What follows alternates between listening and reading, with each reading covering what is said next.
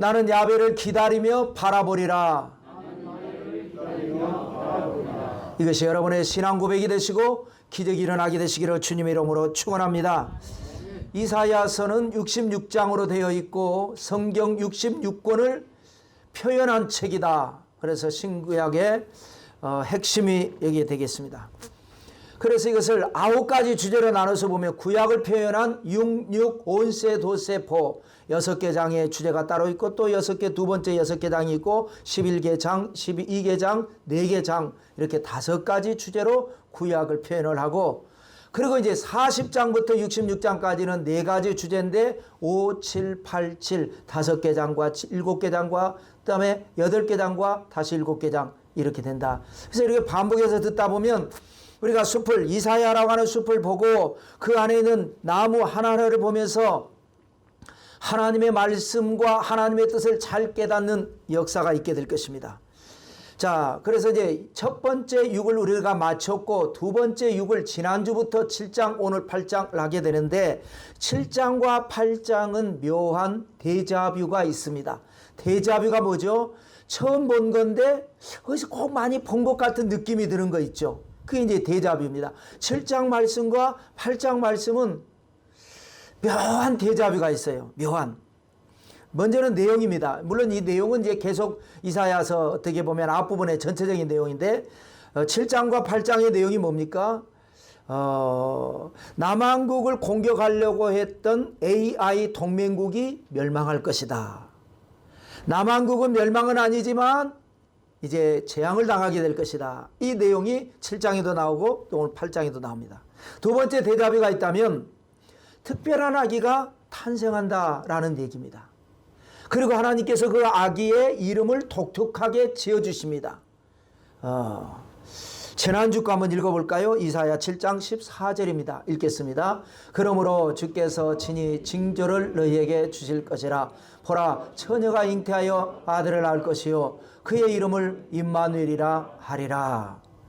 처녀가 애를 낳는다. 그 이름을 임마누엘이라고 해라. 임마누엘은 하나님이 우리와 함께 계시다라고 하는 뜻입니다. 자, 그랬는데 오늘 8장에서도 이와 비슷한 말씀이 있어요. 8장 3절입니다. 읽어보겠습니다. 내가 내 아내를 가까이 하매 그가 임신하여 아들을 낳은지라. 야훼께서 내게 이르시되 그의 이름을 마헬살랄 하스바스라 하라. 자, 7장은 처녀가 낳은 아들, 그래서 700년 후에 예수 그리스도 메시아에 대한 예언이 돼버렸죠. 그런데 오늘 8장에는 현실적으로 이사야가 아들을 낳습니다. 둘째 아들입니다. 차남. 그런데 하나님께서 어떤 이름을 붙여주시느냐? 마헬살랄 하스바스라고 해라. 좀 이따 설명을 하겠습니다. 그 다음에 세 번째 대답이라고 한다면 두 나라가 멸망을 하지 않습니까? 아람과 북이스라엘, AI. 그 멸망의 시기를 예언을 하는데 이 태어난 아기의 성장 시기와 관련해서 멸망 시기가 정해진다. 그래서 지난주 7장 16절을 또 읽겠습니다.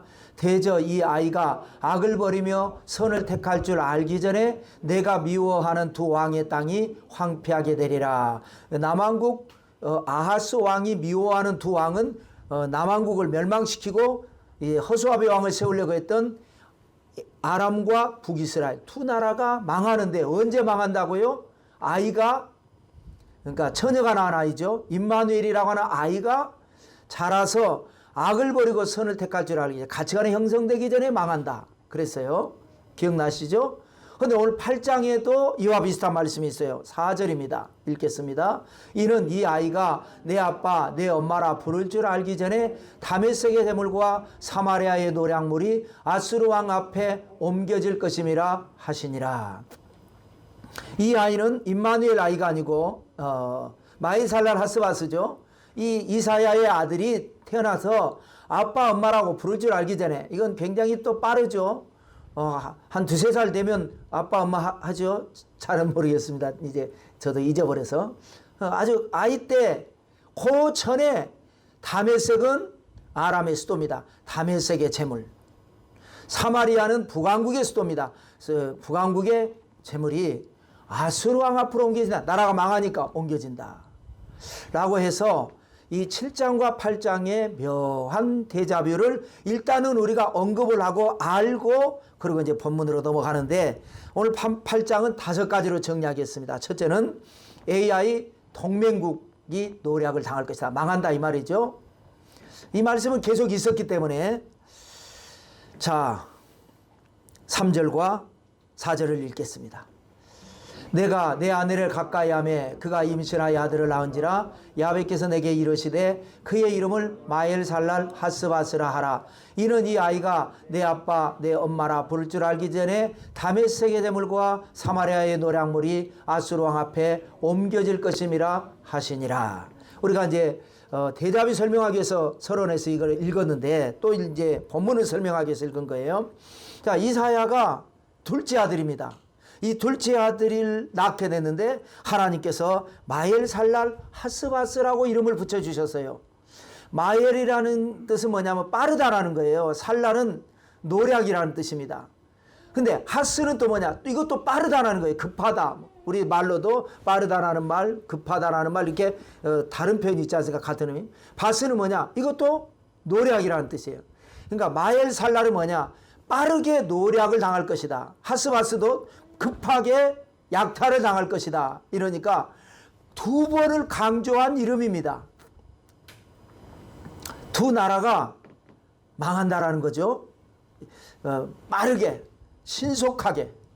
그런데 이 아이가 마엘살랄 하스바스라고 하는 아이가 태어나서 아빠 엄마를 부를 줄 알기 전에 다메섹의 제물과 사마리아의 노략물이 아수르 왕 앞으로 옮겨진다 라고 한 것입니다. 자, 그런데 지난주에 기억하십니까? 지난주에 처녀가 낳은 아들이 태어나서 악을 버리고 선을 택할 줄 알기 전에 이런 일이 있으리라 그랬단 말이에요. 그런데 처녀가 잉태하여 낳은 아들은 700년 후에 예수 그리스도 메시아에 대한 예언이 됐습니다. 결과적으로. 그런데 두 나라가 멸망한 것은 700년 전에 이사야 시대가 두 나라가 멸망을 하는데 그렇다고 한다면 처녀가 낳은 아들이 700년 후에 예수님을 예언하기 위해서 그때도 필요하지만 이사야 시대에도 처녀가 낳은 아들이 있어야 되지 않겠습니까? 그런데 거기에 대한 기록은 없습니다. 아마 처녀가 낳은 아들이 그때도 있었는지도 모르겠어요. 동정녀 탄생이. 근데 하여튼 기록은 없습니다. 근데 말씀의 왁구가 만들려면 일본어 써서 정하고요. 이게 필요한 얘기입니다. 그래서 기도하는 가운데 한번 생각을 해봤습니다. 이건 제 생각이니까 여러분이 참조하시면 됩니다. 하나님의 말씀은 아닙니다. 700년 후에 처녀가 낳은 아들 메시아 예수 그리스도도 필요하지만 700년 전인 이사야 시대에도 처녀가 낳은 아들이 있어야 이 말씀이 맞는단 말이죠. 그래서 저는 이렇게 생각을 해봤습니다. 하나님의 역사는 다양하니까 우리가 알지 못하는 크고 비밀한 것이니까 어떤 처녀를 보고 하나님의 계시가 임했어요. 저 처녀가 아이를 낳을 것이다. 그 아이가 낳으면 그 아이가 아빠 엄마를 부르기 전에 두 나라가 멸망할 것이다 라고 하는 하나님의 계시가 이사야에게 임했어요. 그래서 그걸 적어놨습니다. 그런데 아마 이사야가 아들 하나를 낳고 스알야숲이라고 하는 아들이 있어요. 그 아들 하나를 낳고 아마 사모님이 소천하신 것 같아요. 상처한 것 같아요. 그래서 이제 사람들이 언제까지 이렇게 혼자 살 겁니까? 힘든데 재혼하셔야 되지 않겠습니까? 하고 일을 진행을 하는데 하다가 보니까 그 처녀와 맺어지게 됐다. 시나리오입니다. 제가 쓴 겁니다. 그래서 흔히 이제 재혼하는 사람은 짝도 재혼하는 재혼끼리 만나게 되는데 이 선지자는 쉽게 말하면 우리식으로 말하면 처녀 장가를 가게 된 겁니다. 그래서 이 처녀와 결혼을 했는데 그 아이에서요 이사야에게는 두 번째 아이인 마엘살랄 하스바스가 태어났고 이 아이가 아빠 엄마를 부르기 전에 두 나라가 멸망하게 됐다. 이렇게 생각을 해볼 수가 있습니다. 그러나 이거는 제 생각입니다. 하여튼 하나님의 말씀은 틀림이 없다라는 말씀, 기록이 안 돼서 그렇지 처녀가 낳은 아들이 이사야 시대에도 있었어야만 된다. 그거를 통해서 두 나라가 멸망한 것에 대한 이야기가 있다라는 것을 하고요. 자, 두 번째로 이제 남왕국은 포위가 된다. 두 나라는 멸망하지만 남왕국은 멸망하지는 않지만 포위가 된다. 라는 것인데요. 먼저 아수르의 위력을 한번 보면 7절과 8절의 말씀을 읽겠습니다. 그러므로 주 내가 흉룡하고 장일한 큰 하수 곧 아수르 왕과 그의 모든 위력으로 그들을 뒤덮을 것이라. 그 모든 골짜기에 차고 모든 언덕에 넘쳐 흘러 유다에 들어와서 가득하여 목에까지 미치리라. 임마누엘이여 그가 펴는 날개가 내 땅에 가득하리라 하셨느니라. 아수르 군대가 얼마나 강한지 아주 그냥 상상을 초월하게 강하다라는 거예요. 그래서 이 표현이 뭐예요? 흉룡하고 창일하고 크고 그런 하수와 같다. 쓰나미 생각하시면 되겠습니다. 엄청난 쓰나미가 들어와 가지고 눈 깜짝할 사이에 다 쓸어가 버리는 거예요. 아수르 왕의 위력이 바로 그와 같다라는 겁니다. 그래서 주변 나라들을 다 초토화시켜 버렸어요. 구석구석 그것도 들어가지 않은 곳이 없습니다. 미치지 않은 곳이 없습니다. 도망갈 곳이 없고 피할 곳이 없습니다. 그래서 뭐라고 그랬어요? 모든 골짜기에 차고 모든 언덕에 넘친다. 아수르 군대가. 골짜기는 들어간대죠. 언덕은 올라온 데입니다. 어디 한 군데 피할 곳이 없다라는 거예요. 그래서 다 멸망을 하고 더 넘쳐서 흘러 8절에 보니까 유다에까지 들어와서 남왕국까지 들어와서 가득해서 목에까지 미치리라. 남왕국의 목줄을 조이리라 이 말입니다. 그러면서 이게 이제 풍자입니다. 임마누엘이여 그가 펴는 날개가 내 땅에 가득하리라. 임마누엘이 하나님이 우리와 함께 하시다는 뜻이잖아요. 풍자한 겁니다. 너는 누구냐 이거예요. 하나님이 함께 한다고 하는 너에게 아수르 군대가 너를 날개가 내 땅에 가득하리라. 이 말입니다. 왜 그래요? 하나님 백성인데 선민인데 하나님의 언약이 있는데 두려워 말라 내가 너와 함께 한다고 그랬는데 그런 임마누엘인데 임마누엘이라고 굳이 불러가면서 아수르 군대가 내 땅에 가득하리라. 이건 뭐예요? 믿는 성도와 교회가 하나님의 뜻대로 살지 않으면 세상을 이기는 것이 아니라 세상을에게 조롱당하는 존재가 될 수 있다. 그러니까 정신 차려라.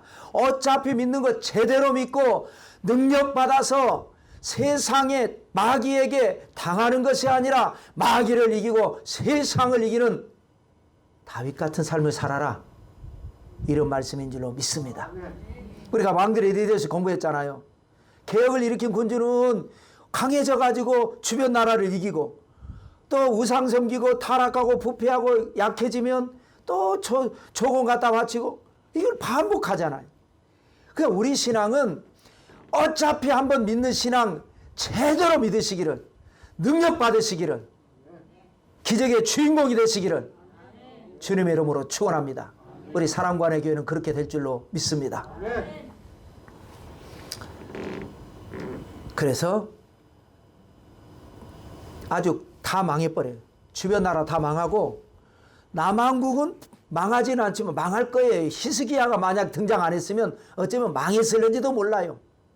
근데 히스기야가 등장하는 바람에 하나님께서 마음이 약해져 가지고 포위가 되고 이기게 했단 말이죠. 그러니까 남왕국 입장에서도 자기들이 끌어들여온 군대예요. 자기가 나 미워한다고 나도 미워가지고 이놈들 다 좀 혼내주세요 해서 그 사람들이 다 무너졌는데 결국 그 재앙이 자기에게도 닥치는 거예요.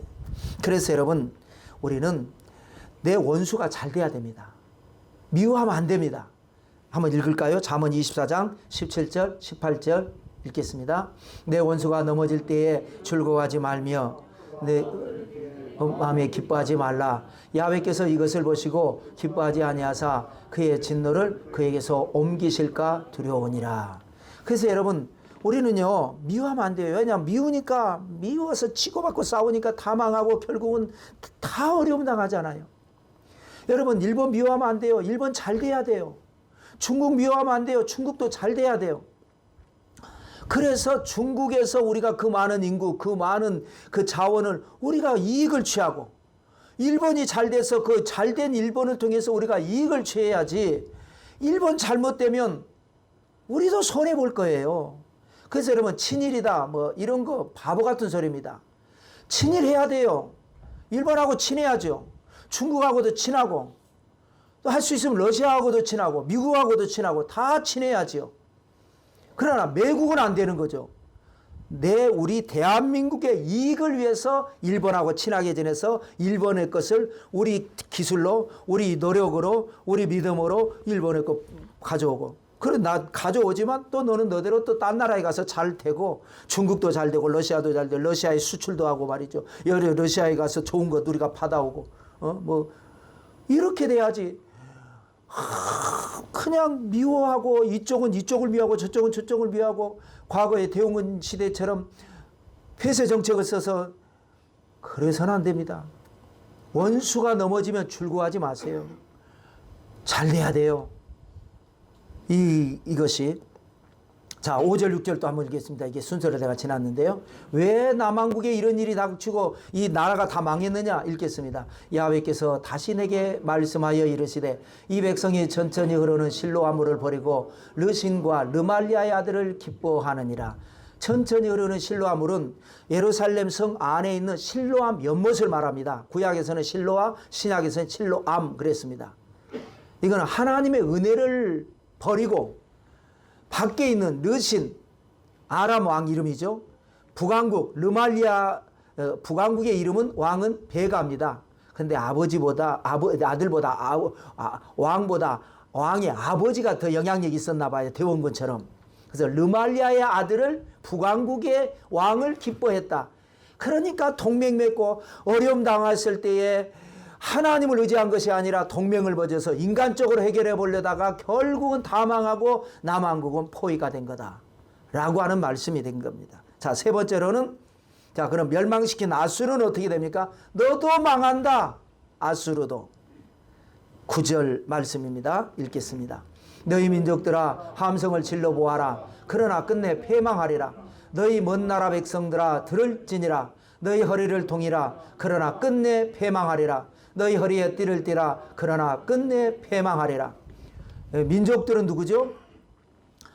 이 남한국 유다의 주변 나라들입니다. 너희들이 아무리 뭉쳐가지고 해보려고 해도 안 돼. 근데 먼 나라 백성들아, 이건 뭐예요? 아수르. 먼 데서 온 아수르. 그래서 너희들도 망하고 아수르도 망한다. 패망하리라는 말이 3번이나 나옵니다. 패망하리라, 패망하리라, 패망하리라, 이겁니다. 또 10절 말씀 읽어볼까요? 너희는 함께 계획하라. 그러나 끝내 이루지 못하리라. 말을 해보아라. 끝내 시행되지 못하리라. 이는 하나님이 우리와 함께 계심이니라. 그래서 이 나라들이 다 멸망한 것에 대한 예언을 하는 것이고, 그 중간에 있을 일이 어떤 일이죠? 아수르가 주변 나라들을 다 멸망시켰고, 아수르도 멸망한다는데 아직은 이제 나중이고, 그 중간에 무슨 일이 일어납니까? 아수르가 남한국도 멸망시키려고 포위를 했는데, 남한국을 멸망시키려고 포위를 했는데 남한국을 멸망시키지 못하고 실패한다라는 얘기가 이 얘기입니다. 해봐라. 이루어지지 않는다. 해봐라. 말을 많이 하거든요. 선동을 하고 포위된 상황에서 남한국 유다를 분열을 시키려고 말을 많이 했습니다. 말을 아무리 해봐라 시행되지 못하리라. 왜? 하나님이 우리와 함께 계심이니라. 히스기야의 개혁신앙 때문에, 이사야 선지자의 탁월한 영성 때문에 그 무서운 아수르 군대를, 주변 나라가 다 멸망시킨 그 나라를 이 작은 나라 남한국 유다가 히스기야 시대에 이겨버렸어요. 그러니까 너희들이 계획해도 안 된다. 그래서 지난주에도 말씀드린 것처럼 이 세상에 우리가 살면서 할 수만 있으면 좋은 인간관계를 갖지만 했는데도 불구하고 안 되면 사람 때문에, 환경 때문에 걱정할 거 없습니다. 하나님이 허락하지 않으면 참새 한 마리도 땅에 떨어지지 않습니다. 그래서 우리가 실수 내가 잘못해서 뭔가 잘못했어도 하나님 제가 잘못했지만 저에게 은혜를 주세요 기도하면 하나님께서 틀어버립니다. 나를 해롭게 하려고 했던 계획이나 모든 걸 틀어버려 가지고 되는 역사가 일어나게 될 줄로 믿습니다. 이것이 기도의 능력이고 이것이 하나님의 언약입니다. 자, 네 번째로는, 자, 그래서 여기 세 번째까지가 종합적인 사건이고요. 네 번째, 다섯 번째로는 메시지입니다. 네 번째는 하나님의 계시의 메시지. 자, 11절 읽겠습니다. 야훼께서 강한 손으로 내게 알려주시며 이 백성의 길로 가지 말 것을 내게 깨우쳐 이르시되. 강한 손으로 내게 알려주셨다. 이 말씀이 뭐겠어요? 뭔가 특별한 것을 지금 하나님이 나한테 알려주신 게 있다. 이 말씀입니다. 그게 내용이 뭐예요? 이 백성의 길로 가지 말라라고 깨우쳐 주신 거예요. 이게 무슨 말이냐면 아까 말씀드린 대로 다 멸망시키고 난 다음에 남한국도 아예 그냥 먹어버리자 라고 했는데 그때 마침 히스기야라고 하는 개혁군주가 나왔고 히스기야는 아수르와 대항을 해버리죠. 그 무서운 청하고. 그런데 이제 포위가 된 상황에서 내부 분열 정책을 했습니다. 왜냐하면 예루살렘이라고 하는 도시 자체가 천혜의 요새라 그랬지 않습니까? 그러니까 쉽게 공략이 안 돼요. 주변은 다 이미 남한국도 다 무너져 버렸어요. 그런데 어찌됐건 이 핵심 수도 예루살렘 왕도 있고 다 여기 군사들이 여기 있으니까 이게 안 무너지면 된단 말이에요. 그런데 시간이 지체되니까 이제 분열 작전을 씁니다. 그럴 때에 그거를 너희가 그 말을 듣지 말아야지. 그 분열 작전, 왜냐하면 여러분 그러지 않습니까? 사람은요 유명하면 위대해 보여요. 그래서 우리나라 한때 신창원이 유명하니까 신창원이 옷이 유행했잖아요. 옳고 그름을 떠나서 사람이 따라해요. 김정일 옷도 김정은 헤어스타일도 유명하잖아요. 따라해요. 아수르 왕이 유명해져 버렸잖아요. 다 먹었으니까. 아수르 왕을 따라가는 그런 풍토가 생기는데 그러지 말아라. 이사야에게 미리 계시해 준 거예요. 그래서 히스기야 왕도 이사야에게 배워가지고 이 개혁을 하면서 철저하게 이것을 미리 차단해 놓은 겁니다. 왜냐하면 우리가 이제 그 역사를 그대로 성경 우리가 왕들의 리더에서 공부할 때 포위된 상태에서 야 너희 중에 말이야 빨리 문 열어. 너희 중에는 우리하고 내통한 사람이 있어. 그 말을 들으면 히스기야 왕은 어떨까요? 사실 여부를 떠나서 다 의심스럽습니다. 안 그러겠습니까? 국방장관 이놈이 내통한 거 아닌가? 외무장관 이건 내통한 거 아닌가? 다 의심스러워요. 또 백성들에게는 뭐라고 그러냐? 이 아수르 군대가 야 히스기야 말 듣지 말어. 하나님이 우리와 함께 하셔서 우리를 건지시리라. 내 손에서 건진 신이 어디 있냐? 다 망했지. 북왕도 멸망했는데 히스기야 말 듣고 너희들은 죽지 말고 항복해서 살아나야지. 그러니까 백성들 마음도 흔들리는 거예요. 아유 자식들을 위해서라도 항복을 해서 먹고 우리가 살아는 나야지. 안 그랬다가는 막 사람 껍질을 산채로 벗겨서 죽여버리니 우리 항복하는 게 낫지 않을까 막 흔들리는 거예요. 그런 상황이 될 것을 미리 하나님이 알려주시면서 이 백성의 길로 가지 말 것을 깨우쳐 이르시되 이 말씀을 한 겁니다. 한번 볼까요? 실제 그 역사 우리가 공부했던 거죠. 역대하 32장 11절입니다. 아수르 군대가 성 안에 있는 이제 백성들에게 이렇게 말을 했죠. 읽겠습니다. 히스기야가 너희를 깨어 이르기를 우리 하나님의 아버지께서 우리를 아수르 왕의 손에서 건져내시리라 하거니와 이 어찌 너희를 주림과 목마름으로 죽게 함이 아니냐. 히스기야 말을 듣지 마라. 이 말 한 거예요. 그럴 때 히스기야가 뭐라고 그랬느냐. 32장 7절 8절입니다. 읽겠습니다. 너희는 마음을 강하게 하며 담대히 하고 아수르 왕과 그를 따르는 온 무리로 말미암아 두려워하지 말며 놀라지 말라. 우리와 함께 하시는 이가 그와 함께 하는 자보다 크니 그와 함께 하는 자는 육신의 팔이요 우리와 함께 하시는 이는 우리의 하나님 야벳이라. 반드시 우리를 도우시고 우리를 대신하여 싸우시리라 하며 백성이 유다 왕 히스기야의 말로 말미암아 안심하니라. 자, 말에 보면은 이사야에게서 많이 영향받은 말이 나오죠. 그래서 히스기야가 이럴 줄 알고 이사야가 먼저 계시를 받고 히스기야에게 가르쳤고, 히스기야는 그 이사야의 가르침을 받아서 개혁을 하면서 미리 백성들에게 은혜를 받게 했습니다. 그래서 우리가 공부한 것처럼 유월절을 지키는데 1월 달에 지켜야 되는데 개혁하다가 성전 수리하다가 늦어져 버렸잖아요. 그러니까 1월 달에 지켜야 할 유월절을 야, 지나면 어떠냐? 지난달 못 드린 거 우리 소급해서 드리자 해서 2월 달에 유월절을 지켰는데 얼마나 은혜로운지 그 다음 몇십 년 만에 처음 드린 거예요. 아버지 아하스 때 유월절 안 지켰어요. 할아버지 요담 때 안 지켰어요. 그러니까 너무 은혜를 받고 이렇게 좋은 거였어. 아, 우리 일주일 더 드리십시다. 집에 갔다가 또 언제 또 옵니까? 그래서 유월절을 1월 달에 지켜야 할 유월절을 2월 달에 2번이나 지킨 그만큼 은혜를 받은 사람들.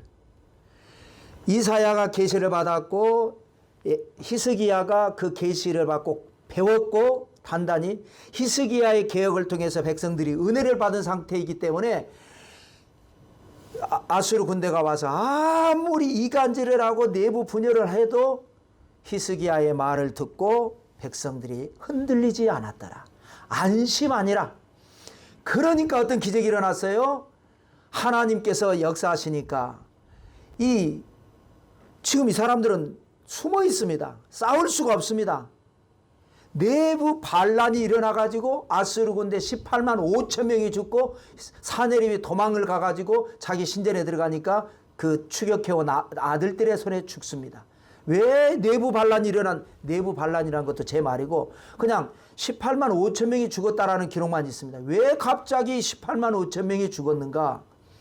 아수르 비문에 해독된 걸 보면은 사내립이 전쟁을 오기 전에 세자 책봉을 하는데 막내 아들 에사라돈에게 해버립니다. 똑똑하니까 태견론으로. 그리고 에사라돈에게 방해가 될 만한 형들, 아들들을 앞세워가지고 이 전쟁에 참여한 거예요.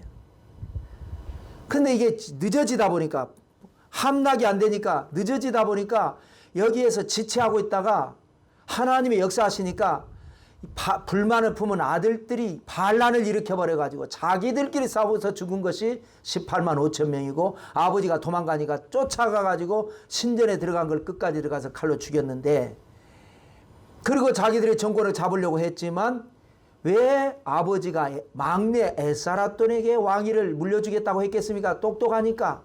왜 양령을 패하고 충령에게 세자를 줬겠습니까? 탁월하니까.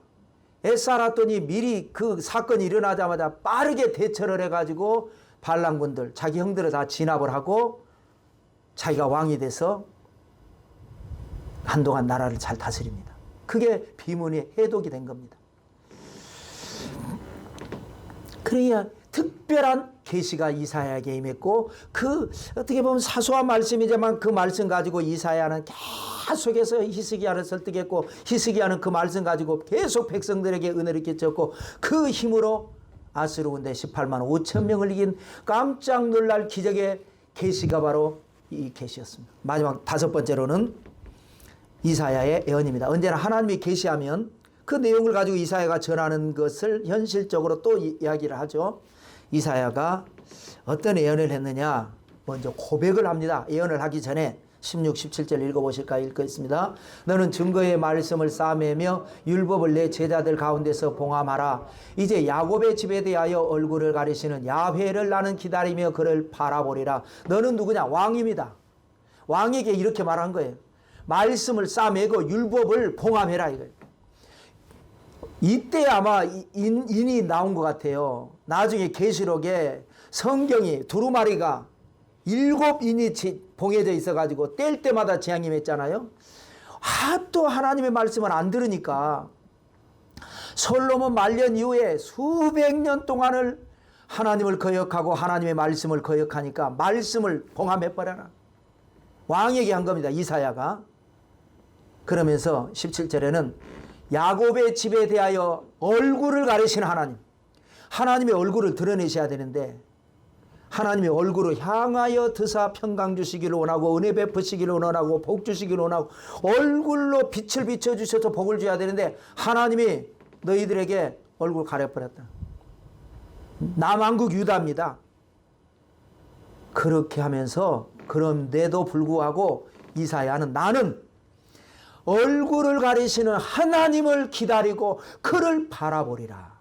얼굴을 하나님이 가리셔서 아이고 뭐 기도해봤자 소용도 없네 하고 안 하는 것이 아니라 시대적으로 이사야에게는 하나님께서 얼굴을 가리시지 않았죠. 근데 시대적인 그 말씀을 한 거예요. 하도 시대가 타락하고 하도 시대가 하나님을 거역하니까 이 시대에 하나님의 얼굴을 가려버린다.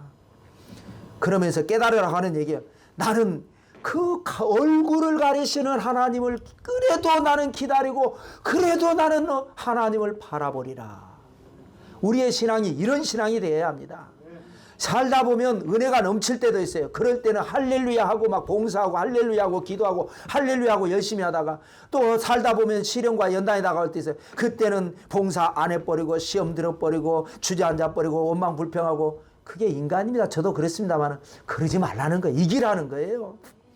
어려울 때일수록 더욱더 그래도 나는 하나님을 기다리고 내가 누구를 기다리겠습니까? 내가 누구에게 복을 구하겠습니까? 하나님께 구해야죠. 나는 하나님을 기다리겠습니다. 나는 하나님을 바라보겠습니다. 이런 신앙으로 여러분 새로워지게 되시기를 축복합니다. 그리고 난 다음에 이렇게 말을 하는데 끔찍한 말씀입니다.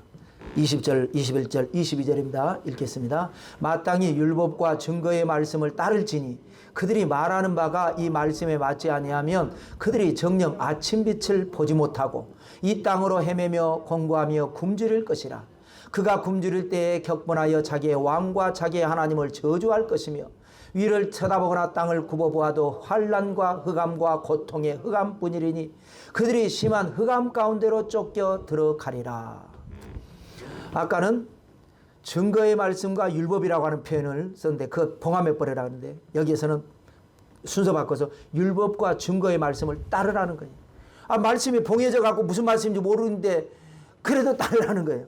그래도 기본적으로 알고 있는 말씀이 있지 않습니까? 그런데 말씀을 따르라 그랬는데 말씀을 따르지 않으면 이 말입니다. 그들이 말하는 바가 성도들이 백성들이 말을 한다는 것 삶을 말하지 않습니까? 우리가 말을 하고 삽니다. 내가 말하는 바가 하나님의 말씀에 맞아야죠. 이게 하나님의 뜻대로 사는 성도의 삶입니다.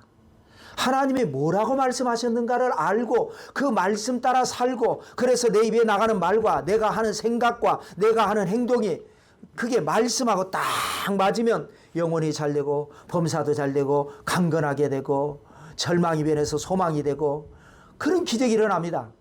그런데 말씀을 봉해버렸으니까 이제 이런 일이 일어난다는 거예요. 그들이 말하는 바가 말씀하고 안 맞아요. 하나님이 하신 말씀하고 뜻을 모르니까 그야말로 자행자지하고 산다 이거예요. 그러면 어떤 일이 일어나냐? 아침 빛을 보지 못한다. 희망이 없어진다라는 거예요. 저녁만 있는 거예요. 아침이 왔는데 나에게는 어두운 거예요. 또 이 땅으로 헤매며 공고하며 굶주릴 것이다. 생활이 어려워진다라는 거예요. 그러니까 그렇게 되니까 굶주릴 때 격분해가지고 이제 시험에 들어가지고 자기의 왕을 저주해 버립니다. 정부가 무능해가지고 왕이 조상 탓하고 남 탓하고 정부 탓하고 이렇게 그다음에 자기 하나님을 저주한다. 하나님이 살아계시면 나한테 왜 이런 일이 일어납니까? 이렇게 돼버린다라는 거 이제 점점 시험 들은다는 거. 그래 위를 쳐다봐도 아래를 굽어봐도 내 삶이 환난과 흑암과 고통의 흑암밖에 없다. 그렇게 살다가 이제 죽으면 어떻게 되느냐? 심한 흑암 가운데로 쫓겨 들어간다. 나는 엄청난 재앙의 말씀인데 우리는 이 말씀이 아니죠. 이거는 구약 시대에 이 말씀을 주신 겁니다. 우리는 예수 그리스도를 믿습니다. 예수님은 십자가에서 우리의 모든 죄를 사하신 분이십니다. 그래서 보라 지금은 은혜 받을 만한 때요 보라 지금은 구원의 날이다 라고 말씀을 하셨지 않습니까? 이때 이 시대에 예수님의 십자가가 있었으면 이 말씀을 이길 수 있어요.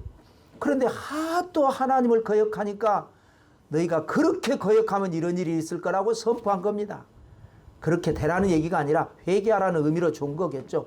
근데 우리는 어찌됐건 십자가의 은혜로 말미암아 우리에게는 이 말씀이 상관이 없지만, 그러나 우리가 받은 은혜가 감사해서 앞으로 우리의 삶은 어떤 삶이 돼야 되느냐? 내가 말하는 바가 하나님의 말씀과 맞는 삶을 살아야 되겠다. 하나님의 뜻이 무엇인지를 알고 뜻대로 살고 하나님의 영광을 위해 살고, 물론 우리는 그러면서도 부족하고 때로는 모르고 알면서도 하지 못할 때가 많지만 노력은 해야죠. 내가 말하는 바가, 내가 생각하는 바가, 내가 행하는 바가 하나님의 말씀과 맞고 살아야 되겠다. 주파수가 맞아야 되겠다. 하나님과 내가 채널을 맞춰서 살아야 되겠다. 하나님 마음에 합한 자가 되어야 되겠다. 이런 우리 교회가 되셔서 우리 교회 깜짝 놀랄 기적이 일어나고, 교회는 부흥하고 성도는 복을 받고, 이런 교회를 하나님이 기뻐하시는 우리 모두가 되시기를 성부와 성자와 성령의 이름으로 축원합니다.